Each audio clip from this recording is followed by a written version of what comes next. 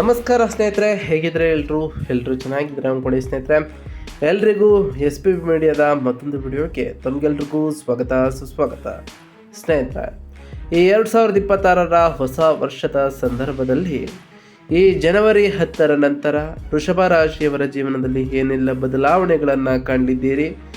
ಈ ಜನವರಿ 10ರ ನಂತರ ಉಂಟಾಗ್ತಿರುವಂತಹ ಗ್ರಹ ಸಂಚಾರದ ಬದಲಾವಣೆಯು ನಿಮ್ಮ ಜೀವನದ ವಿವಿಧ ಅಂಶಗಳಾದಂತಹ ವೃತ್ತಿ, ಆರೋಗ್ಯ, ವೈವಾಹಿಕ ಜೀವನ, ಆರ್ಥಿಕ ಸ್ಥಿತಿ, ಕೌಟುಂಬಿಕ ಜೀವನ, ವ್ಯವಹಾರ ಮತ್ತು ಶಿಕ್ಷಣಕ್ಕೆ ಸಂಬಂಧಪಟ್ಟಂತೆಯೇ ಏನೆಲ್ಲ ಬದಲಾವಣೆಗಳನ್ನು ತರಲಿದೆ, ಯಾವುದರಲ್ಲಿ ಶುಭವನ್ನು ತರಲಿದೆ, ಯಾವುದರಲ್ಲಿ ಬಹಳ ಎಚ್ಚರಿಕೆಯನ್ನು ವಹಿಸಬೇಕು, ಹಾಗೆಯೇ ಈ ತಿಂಗಳಿನಲ್ಲಿ ಇರುವಂತಹ ಸಮಸ್ಯೆಗಳಿಗೆ ಸರಳ ಪರಿಹಾರವನ್ನು ಕೂಡ ಇದೇ ವಿಡಿಯೋದಲ್ಲಿ ತಿಳಿಸ್ಕೊಡ್ತಾ ಹೋಗ್ತೇನೆ ಸ್ನೇಹಿತರೆ. ಆದ್ದರಿಂದ ವಿಡಿಯೋನ ಸ್ಕಿಪ್ ಮಾಡದೆ ಇಲ್ಲಿಂದ ಕೊನೆ ತನಕ ನೋಡ್ತಾ ಬನ್ನಿ. ಸ್ಕಿಪ್ ಮಾಡಿ ವಿಡಿಯೋನ ನೋಡೋದ್ರಿಂದ ಅಷ್ಟು ಇನ್ಫಾರ್ಮೇಷನ್ ಅರ್ಥ ಆಗೋದಿಲ್ಲ. ಸೊ ಫಸ್ಟಿಂದ ಎಂಡ್ ತನಕ ವಿಡಿಯೋನ ವಾಚ್ ಮಾಡಿ. ಹಾಗೆ ನಮ್ಮ ಈ ವಿಡಿಯೋ ಇಷ್ಟ ಆಗಿತ್ತು ಅಂದರೆ ವಿಡಿಯೋಕ್ಕೆ ಒಂದು ಲೈಕ್ ಮಾಡಿ ಸ್ನೇಹಿತರೆ. ಯಾರೇನೂ ನಮ್ಮ ಚಾನಲ್ನ ಸಬ್ಸ್ಕ್ರೈಬ್ ಮಾಡ್ಕೊಂಡಿಲ್ಲ ಅವರು ಈಗಲೇ ಸಬ್ಸ್ಕ್ರೈಬ್ ಮಾಡ್ಕೊಂಡು ಪ್ರತಿನಿತ್ಯ ವಿಡಿಯೋನ ವಾಚ್ ಮಾಡ್ತಿರೋರಿಗೆ ಥ್ಯಾಂಕ್ ಯು ಸೊ ಮಚ್ ಅಂತ ಹೇಳ್ತಾ, ಇನ್ನು ಗ್ರಹ ಸಂಚಾರದ ವಿಚಾರಕ್ಕೆ ಬಂದುಬಿಡೋಣ. ಈ ಜನವರಿ ತಿಂಗಳಿನಲ್ಲಿ ಸೂರ್ಯಗ್ರಹದ ವಿಚಾರಕ್ಕೆ ಬರೋದಾದರೆ, ಧನುರಾಶಿಯ 8ನೇ ಮನೆಯಿಂದ ಮಕರ ರಾಶಿಯ 9ನೇ ಮನೆಗೆ ಜನವರಿ 14ರಂದು ರಾಶಿ ಬದಲಾವಣೆಯನ್ನು ಮಾಡಲಿದ್ದಾರೆ. ಇನ್ನು ಮಂಗಳನು ಧನುಸ್ಸು ರಾಶಿಯ 8ನೇ ಮನೆಯಿಂದ ಮಕರ ರಾಶಿಯ 9ನೇ ಮನೆಗೆ ಜನವರಿ 16ರಂದು ರಾಶಿ ಬದಲಾವಣೆಯನ್ನು ಮಾಡಲಿದ್ರೆ, ಶುಕ್ರನು ಧನುಸ್ಸು ರಾಶಿಯ 8ನೇ ಮನೆಯಿಂದ ಮಕರ ರಾಶಿಯ 9ನೇ ಮನೆಗೆ ಜನವರಿ 13ರಂದು ರಾಶಿ ಬದಲಾವಣೆಯನ್ನು ಮಾಡಲಿದ್ದಾರೆ. ಬುಧನು ಧನುಸ್ಸು ರಾಶಿಯ 8ನೇ ಮನೆಯಿಂದ ಮಕರ ರಾಶಿಯ 9ನೇ ಮನೆಗೆ ಜನವರಿ 17ರಂದು ರಾಶಿ ಬದಲಾವಣೆಯನ್ನು ಮಾಡಿದರೆ, ಗುರು ಮಿಥುನ ರಾಶಿಯ 2ನೇ ಮನೆಯಲ್ಲಿ ಅಂದರೆ ಧನದ ಸ್ಥಾನದಲ್ಲಿ ಈ ತಿಂಗಳು ಪೂರ್ತಿ ಇರಲಿದ್ದಾರೆ ಅಂತಲೇ ಹೇಳ್ಬೋದು. ಇನ್ನು ಶನಿ ಗ್ರಹದ ವಿಚಾರಕ್ಕೆ ಬರೋದಾದರೆ, ಮೀನ ರಾಶಿಯ 11ನೇ ಮನೆಯಲ್ಲಿ ಅಂದರೆ ಲಾಭದ ಸ್ಥಾನದಲ್ಲಿ ಈ ತಿಂಗಳು ಪೂರ್ತಿ ಶನಿಯು ಇರಲಿದ್ದಾರೆ. ರಾಹು ಕುಂಭ ರಾಶಿಯ 10ನೇ ಮನೆಯಲ್ಲಿ, ಕೇತು ಸಿಂಹ ರಾಶಿಯ 4ನೇ ಮನೆಯಲ್ಲಿ ಈ ತಿಂಗಳು ಪೂರ್ತಿ ಇರಲಿದ್ದಾರೆ ಅಂತಲೇ ಹೇಳ್ಬೋದು.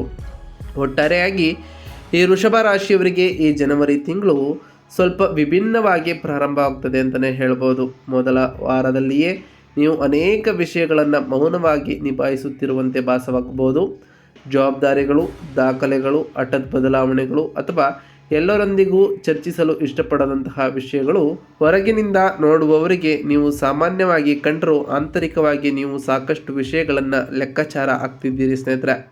ಜನವರಿ ಮಧ್ಯಭಾಗದಿಂದ ವಾತಾವರಣವು ಹಗುರವಾಗ್ತಾ ಹೋಗ್ತದೆ ಮತ್ತು ಸ್ಪಷ್ಟವಾಗಲಿದೆ. ನಿಮ್ಮ ಮನಸ್ಸು ಮುಕ್ತವಾದಂತೆ, ಆತ್ಮವಿಶ್ವಾಸ ಮರಳಿದಂತೆ ಮತ್ತು ಸರಿಯಾದ ದಿಕ್ಕು ಕಾಣುವಂತೆ ಭಾಸವಾಗಲಿದೆ ಸ್ನೇಹಿತರೆ. ಸೂರ್ಯನು ಜನವರಿ 14ರಂದು ನಿಮ್ಮ 9ನೇ ಮನೆಗೆ ಅಂದರೆ ಭಾಗ್ಯದ ಸ್ಥಾನ ಮತ್ತು ಕುಜನು ಜನವರಿ 16ರಂದು ಅದೇ ಮನೆಗೆ ಪ್ರವೇಶವನ್ನು ಮಾಡುವ ಕಾರಣ ಅದೃಷ್ಟದ ಬೆಂಬಲವು ಕೂಡ ಈ ರಾಶಿಯವರಿಗೆ ಹೆಚ್ಚಾಗಲಿದೆ.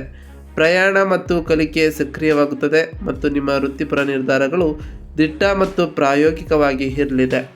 2ನೇ ಮನೆಯಲ್ಲಿರುವಂತಹ ಗುರು ಹಣಕಾಸು, ಕುಟುಂಬಕ್ಕೆ ಬೆಂಬಲ ಮತ್ತು ಉತ್ತಮ ಮಾತುಗಾರಿಕೆಯನ್ನು ಬೆಂಬಲಿಸಲಿದ್ದಾರೆ. 11ನೇ ಮನೆಯಲ್ಲಿರುವಂತಹ ಶನಿ ನಿಧಾನವಾಗಿ ಆದರೆ ಸ್ಥಿರವಾದ ಲಾಭಗಳನ್ನು ಕೂಡ ನಿಮಗೆ ನೀಡಿದ್ದಾರೆ. 10ನೇ ಮನೆಯಲ್ಲಿರುವ ರಾಹು ನಿಮ್ಮ ವೃತ್ತಿ ಜೀವನವನ್ನು ಬಹಳ ಸಕ್ರಿಯಗೊಳಿಸಲಿದ್ದಾರೆ. ನೀವು ಎಂದಿಗಿಂತಲೂ ಹೆಚ್ಚು ಗಮನಕ್ಕೆ ಬರ್ತಾ ಹೋಗ್ತೀರಿ ಮತ್ತು ಚರ್ಚಿಸಲ್ಪಡ್ತಾ ಹೋಗ್ತೀರಿ ಸ್ನೇಹಿತರೆ.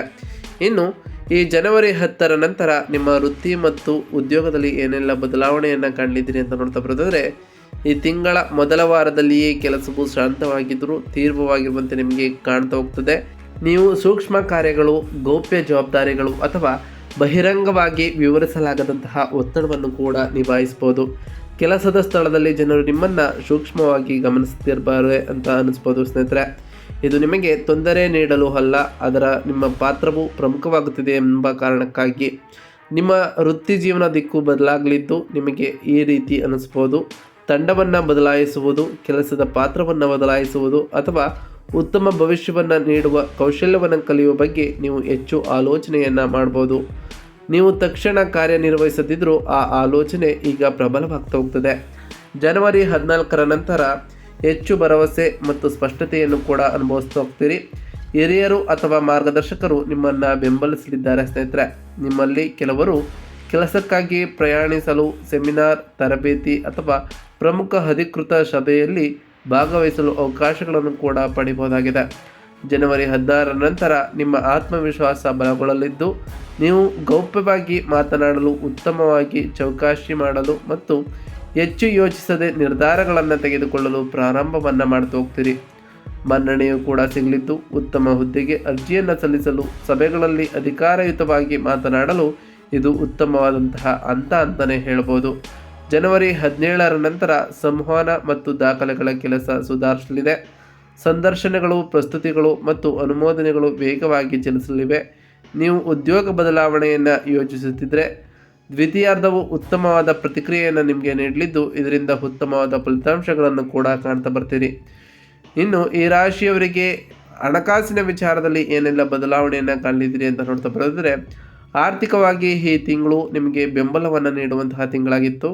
2ನೇ ಮನೆಯಲ್ಲಿರುವಂತಹ ಗುರು ಧನದ ಸ್ಥಾನದಲ್ಲಿ ಹಣಕಾಸಿನ ವಿಷಯಕ್ಕೆ ನಿಧಾನವಾಗಿ ಮತ್ತು ಸ್ಥಿರವಾಗಿ ಸುಧಾರಣೆಯನ್ನು ನೀಡಲಿದ್ದಾರೆ. ನಿಮ್ಮ ಆದಾಯವೂ ಕೂಡ ಸ್ಥಿರವಾಗುತ್ತದೆ ಅಥವಾ ಅಗತ್ಯವಿದ್ದಾಗ ಕುಟುಂಬದಿಂದ ಸಹಾಯವನ್ನು ಕೂಡ ಪಡೆದುಕೊಳ್ತಾ ಹೋಗ್ತೀರಿ ಎಂದು ನೀವು ಗಮನಿಸ್ಬೋದು. ಆದರೂ ಮೊದಲ ವಾರದಲ್ಲಿಯೇ ನಿಮ್ಮಲ್ಲಿ ಕೆಲವರಿಗೆ ಹಠಾತ್ ಖರ್ಚುಗಳು ಕೂಡ ಎದುರಾಗ್ಬೋದು. ಆರೋಗ್ಯ, ರಿಪೇರಿ, ವಿಮೆ, ಬಾಕಿ ಇರುವಂತಹ ಸಾಲಗಳು ಅಥವಾ ಕುಟುಂಬದ ಜವಾಬ್ದಾರಿಗಳು ಹೀಗೆ ಏಕೆ ಎಂದು ನಿಮಗೆ ಅನ್ನಿಸ್ಬೋದು ಸ್ನೇಹಿತರೆ. ಅದನ್ನು ಕೂಡ ನೀವು ನಿಭಾಯಿಸ್ತಾ ಹೋಗ್ತೀರಿ. ಉಳಿತಾಯವನ್ನು ಯೋಜಿಸಲು, ಹಳೆಯ ಸಾಲಗಳನ್ನು ತೀರಿಸಲು ಮತ್ತು ದೀರ್ಘಕಾಲೀನ ನಿರ್ಧಾರಗಳನ್ನು ತೆಗೆದುಕೊಳ್ಳಲು ಈ 2ನೇ ವಾರವು ಬಹಳ ಉತ್ತಮವಾಗಿರಲಿದೆ. ಅಪಾಯಕಾರಿ ಹೂಡಿಕೆಗಳನ್ನು ತಪ್ಪಿಸಿ ಮತ್ತು ಆಪ್ತರಿಗೆ ಸಹ ಕುರುಡಾಗಿ ಸಾಲ ನೀಡದಿರುವುದನ್ನು ತಪ್ಪಿಸಬೇಕಾಗುತ್ತದೆ ಸ್ನೇಹಿತರೆ. ಒಟ್ಟಾರೆ ಬಹಳ ಎಚ್ಚರಿಕೆಯಿಂದ ಇರಬೇಕು ಅಂತಲೇ ಹೇಳ್ಬೋದು. ಇನ್ನು ಕುಟುಂಬ ಮತ್ತು ಸಂಬಂಧಗಳ ವಿಚಾರಕ್ಕೆ ಬರೋದಾದರೆ, ಕುಟುಂಬ ಜೀವನಕ್ಕೆ ಈ ತಿಂಗಳು ಸ್ವಲ್ಪ ಸಮತೋಲನದ ಅಗತ್ಯವಿದೆ ಅಂತಲೇ ಹೇಳ್ಬೋದು. 4ನೇ ಮನೆಯಲ್ಲಿ ಸುಖದ ಸ್ಥಾನದಲ್ಲಿ ಕೇತು ಇರೋದರಿಂದ ನೀವು ಮನೆಯಲ್ಲಿ ಸ್ವಲ್ಪ ಅಲಿಪ್ತವಾಗಿ ಅಥವಾ ಭಾವನಾತ್ಮಕವಾಗಿ ಅಸ್ಥಿರವಾಗಿರ್ಬೋದು. ನೀವು ಮನೆಯಲ್ಲಿದ್ದರೂ ನಿಮ್ಮ ಮನಸ್ಸು ಹೊರಗಡೆ ಇರ್ತದೆ. ಕೆಲಸ, ಹಣ ಅಥವಾ ಭವಿಷ್ಯದ ಬಗ್ಗೆ ಯೋಚನೆಯನ್ನು ಮಾಡ್ತಾ ಹೋಗ್ತೀರಿ. ನೀವು ತಾಯಿ ಅಥವಾ ಹಿರಿಯರೊಂದಿಗೆ ವಾಸಿಸುತ್ತಿದ್ದರೆ ಹೆಚ್ಚಿನ ಕಾಳಜಿಯನ್ನು ವಹಿಸಿ. ಮೌನ ಅಥವಾ ಗಮನ ಕೊರತೆಯಿಂದ ಸಣ್ಣ ತಪ್ಪು ಗ್ರಹಿಕೆಗಳು ಕೂಡ ಉಂಟಾಗ್ಬೋದು. ಅದೇ ಸಮಯದಲ್ಲಿ ಮೃದುವಾಗಿ ಮಾತನಾಡಿದರೆ ಗುರುವು ಕೌಟುಂಬಿಕ ಬಾಂಧವ್ಯಕ್ಕೆ ಬೆಂಬಲಿಸಲಿದ್ದಾನೆ ಅಂತಲೇ ಹೇಳ್ಬೋದು. ಸಂಬಂಧಗಳಲ್ಲಿ ನೀವು ಸ್ಥಿರತೆ ಮತ್ತು ಸ್ಪಷ್ಟತೆಯನ್ನು ಬಯಸಲಿದ್ದೀರಿ. ಯಾವುದಾದರೂ ವಿಷಯ ನಿಮ್ಮನ್ನು ಗೊಂದಲಕ್ಕೆ ಈಡು ಮಾಡ್ಬೋದು. ಈ 2ನೇ ವಾರದಲ್ಲಿ ಮುಕ್ತವಾಗಿ ಮಾತನಾಡಲು ನಿರ್ಧರಿಸ್ಬೋದು ಸ್ನೇಹಿತರೆ. ಈ ತಿಂಗಳು ಪ್ರಾಮಾಣಿಕ ಸಂಭಾಷಣೆಯನ್ನೇ ಬೆಂಬಲಿಸಲಿದ್ದು, ಒಟ್ಟಾರೆಯಾಗಿ ಈ ರಾಶಿಯವರಿಗೆ ಬಹಳ ಅನುಕೂಲಕರವಾಗಿರಲಿದೆ ಅಂತಲೇ ಹೇಳ್ಬೋದು. ಇನ್ನು ಆರೋಗ್ಯದ ವಿಚಾರಕ್ಕೆ ಬರೋದಾದರೆ, ಮೊದಲ ವಾರದಲ್ಲಿ ಆರೋಗ್ಯದ ಕಡೆ ಗಮನವನ್ನು ಈ ರಾಶಿಯವರು ನೀಡಬೇಕಾಗಿರ್ತದೆ ಸ್ನೇಹಿತರೆ. ಗುಪ್ತ ಒತ್ತಡದಿಂದ ನೀವು ಮಾನಸಿಕವಾಗಿ ಅಥವಾ ದೈಹಿಕವಾಗಿ ಸುಸ್ತಾಗ್ಬೋದು. ನಿಮ್ಮಲ್ಲಿ ಕೆಲವರು ವಿಶ್ರಾಂತಿಯನ್ನು ನಿರ್ಲಕ್ಷಿಸಿದರೆ ನಿದ್ರಾಹೀನತೆ, ಅಸಿಡಿಟಿ, ಜೀರ್ಣಕ್ರಿಯೆ ಸಮಸ್ಯೆಗಳು ಅಥವಾ ಹಠಾತ್ ಮೈಕೈ ನೋವುಗಳನ್ನು ನೀವು ಎದುರಿಸ್ಬೋದು. ಜನವರಿ ಮಧ್ಯದ ನಂತರ ಶಕ್ತಿಯು ಕೂಡ ಸುಧಾರಿಸಲಿದೆ. ಪ್ರಯಾಣ ಅಥವಾ ಹೊರಾಂಗಣ ಚಟುವಟಿಕೆ ನಿಮಗೆ ಚೈತನ್ಯವನ್ನು ನೀಡಬಹುದು. ಆದರೂ ಅತಿಯಾದ ಕೆಲಸವನ್ನು ತಪ್ಪಿಸಿ ಮತ್ತು ರೋಗ ಲಕ್ಷಣಗಳನ್ನು ನಿರ್ಲಕ್ಷಿಸಬೇಡಿ ಅಂತ ಹೇಳ್ಬೋದು ಸ್ನೇಹಿತರೆ. ಸಮಯಕ್ಕೆ ಸರಿಯಾಗಿ ಊಟವನ್ನು ಮಾಡಿ, ಮಸಾಲೆಯುಕ್ತಂತಹ ಆಹಾರವನ್ನು ಕಡಿಮೆ ಮಾಡಿ. ದೈನಂದಿನ ದಿನಚರಿಯಲ್ಲಿ ಇದನ್ನು ಪಾಲಿಸ್ತಾ ಬನ್ನಿ ಸ್ನೇಹಿತರೆ.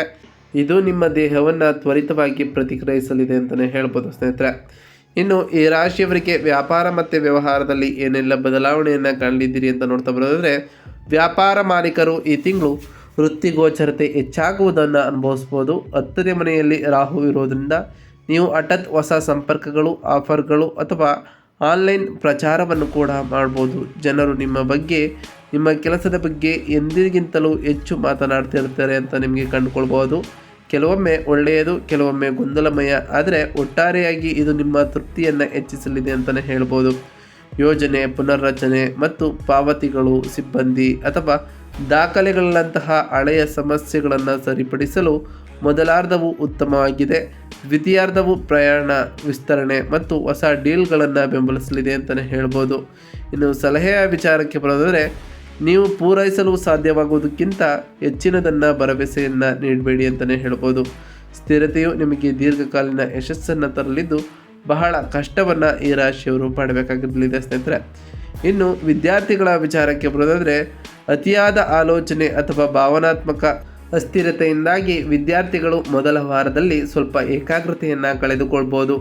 ಆದರೆ 2ನೇ ವಾರದಲ್ಲಿ, ಅಂದರೆ ಈ ಡಿಸೆಂಬರ್ 10ರ ನಂತರ ಪ್ರಾರಂಭವಾದ ನಂತರ ಗಮನ ಸುಧಾರಿಸಲಿದೆ ಸ್ನೇಹಿತರೆ. ಮತ್ತು ನಿಮ್ಮ ಆತ್ಮವಿಶ್ವಾಸವೂ ಕೂಡ ಮರಳಲಿದೆ. ನಿಮ್ಮಲ್ಲಿ ಕೆಲವರು ಉನ್ನತ ವ್ಯಾಸಂಗ ಪರೀಕ್ಷೆಗಳು ಪ್ರಮಾಣೀಕರಣ ಅಥವಾ ಸಂದರ್ಶನಕ್ಕಾಗಿ ತಯಾರಿ ನಡೆಸುವಂತಹ ವಿದ್ಯಾರ್ಥಿಗಳಿಗೆ ಬಹಳಷ್ಟು ಒಳ್ಳೆಯದಾಗಲಿದೆ. ಹಾಗೆಯೇ ಗಂಭೀರವಾಗಿ ಈ ರಾಶಿಯವರು ಯೋಜಿಸಬೇಕಾಗಲಿದೆ ಸ್ನೇಹಿತರೆ.